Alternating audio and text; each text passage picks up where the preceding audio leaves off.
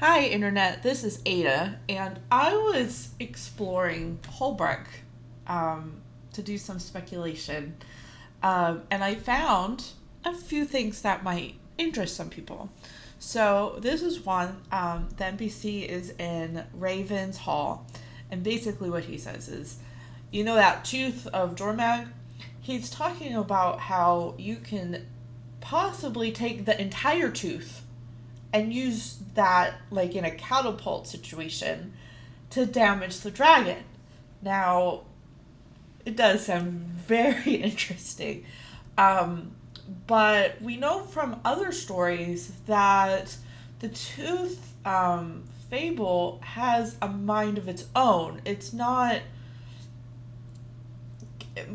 It might not be true that the tooth that is in the Great Hall is actually from Jormag. It's just a way to kind of keep the culture in line. So it's kind of interesting. But if they could use the tooth whole and just, catapult it, it would be really great to see. Um, Now, I also found some other dialogue while reading through the wiki. There's the talking when you're in the volcano for Living Story 3. There's Tiny is with you as you're fighting Primordus and Balthazar. But Tiny is talking about how Bram was able to take his, I don't know if it was his mother's bow, the bow that he got in the Bitterfrost Frontier, and how he was able to hurt the tooth, and therefore they were going to go fight Jormag, and then, they did a bunch of drinking and everything. But that you put both dragons to sleep, and that's why when you're doing the achievements, you're actually seeing Tiny's machine has this thing where you're getting both Jormag energy and you're getting Primordus energy.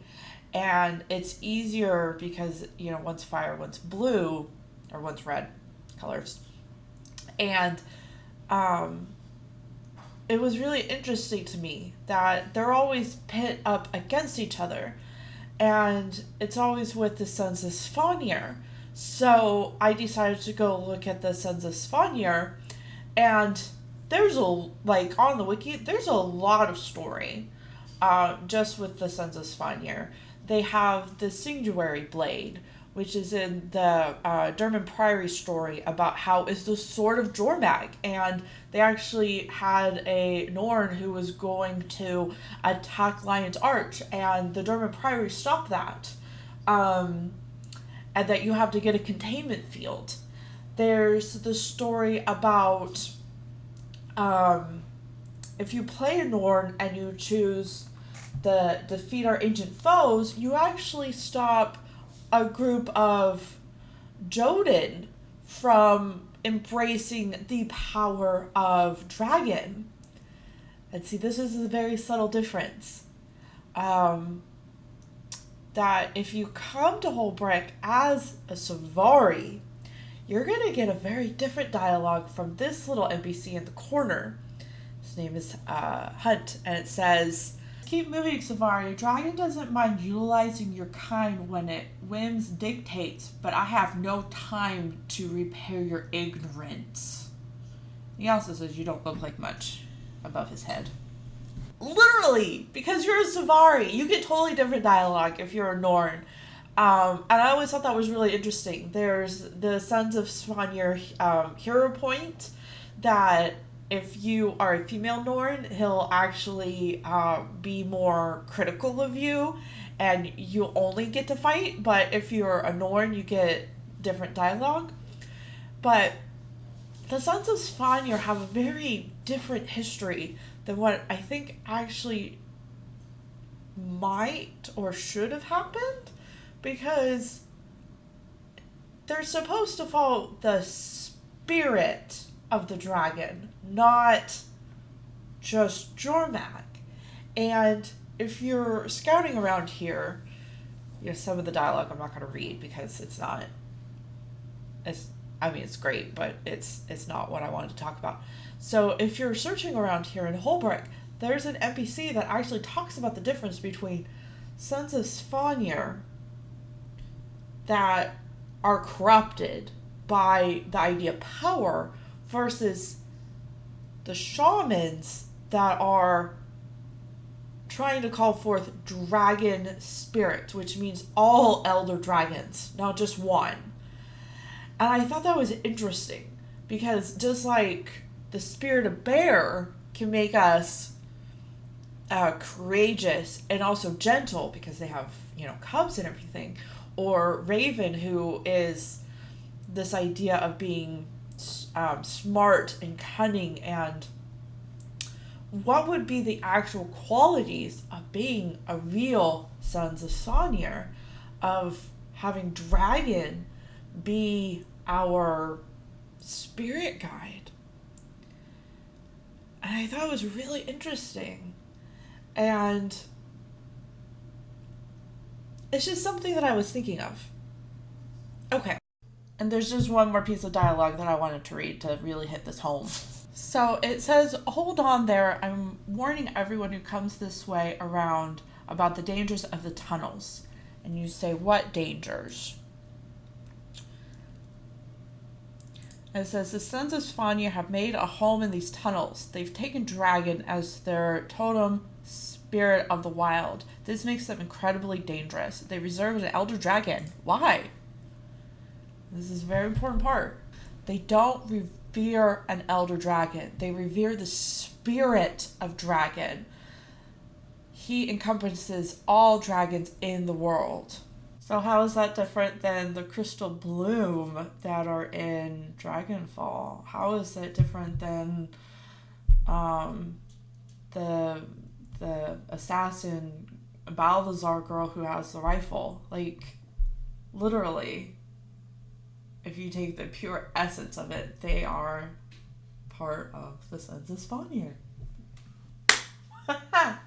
So, yeah, I was just looking over some other things in the lore. I'm actually really interested about the Sanctuary Blade, if they're going to talk about that. Air, because Air had a very big history with the Sons of Svanir. Bram might join because he wants that power, even though he's saying that he's behind you. He does definitely want to protect his people. And just from a history of this channel, that storyline about the Sanctuary Blade is one of the very first videos I made because I was so drawn to the idea about talking about it, about talking about a sword that would actually corrupt someone into becoming an Icebrood, about becoming so imbued with magic that it would transform you. And it's not necessarily like being arisen, because you actually have to die in order for that corruption to occur. It's more like the branded. So, and with the dragons now, and I'm sure that they kind of take power from the other dragons, that both of them are going to be more powerful, even if they equal each other out with the whole fire and ice. Jormag's followers have always said that you can't burn ice, and that the reverse is also true, that with Primordus, that you can't freeze fire. Like, you kind of need both. So I'm kind of interested in what's going to happen with this story of the Whispers, and what it holds for Sylvari, because Sylvari are the chosen race. I'm sorry, Sylvari are the chosen race.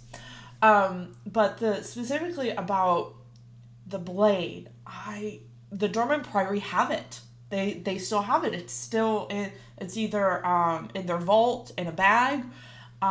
So I'm hoping that we get to go there. I'm hoping that we get to maybe have some new Black Lion weapons that actually are frost, because right now I'm only using like the SAB weapons for my frosty character. And I'm just gonna end with the tooth. This idea that this tooth has a story. And I actually want to encourage everyone to like go to Hoelbrak and go around and just kind of either listen to the dialogue and talk to the NPCs. But if you actually click on the tooth, it says that it's immune to damage and condition. But is that the only thing that we have now? We might have a different way of actually hurting the tooth. You know, maybe if we use the sanctuary blade on the tooth, it might work. But yeah, I was just running around. I hope that you guys are also having fun speculating and are excited about the 30th. Thanks, Internet. This is Ada.